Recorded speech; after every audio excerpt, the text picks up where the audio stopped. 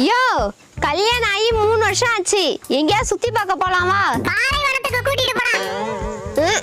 இவரை கல்யாணம் பண்ணதுல இருந்து என் வாழ்க்கையே பாலைவனமா தான் இருக்கு.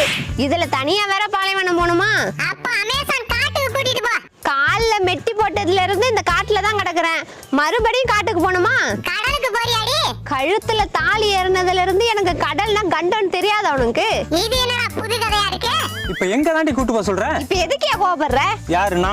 என்னை எங்கேயும் கூட்டிட்டு போக வேணாம். நான் எங்க அம்மா வீட்டுக்கு போறேன்.